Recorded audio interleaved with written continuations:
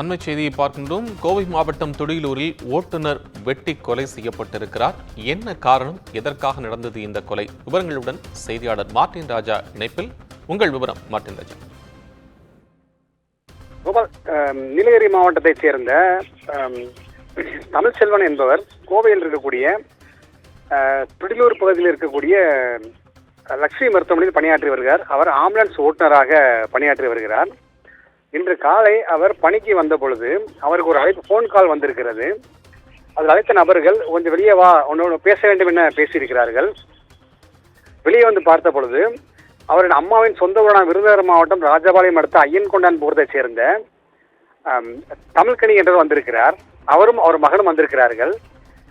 அவரிடம் பேசிய பொழுது அவர்கள் பேச்சுவாக்கிலே அவர்கள் கத்தி எடுத்து அவர் கழுத்திலும் நெஞ்சிலும் வயிற்றிலும் குத்தியிருக்கிறார்கள். இதனால் தமிழ்செல்வன் சம்பவ இடத்திலேயே உயிர்ந்திருக்கிறார். இது காரணம் என்னவென்றால், அவரின் மகளான ராஜபாளையத்தை சேர்ந்த தமிழ்கனியின் மகளான ஆனந்தி என்பவர் கடந்த 2 மாதங்களுக்கு முன்பு தற்கொலை செய்து கொண்டார்.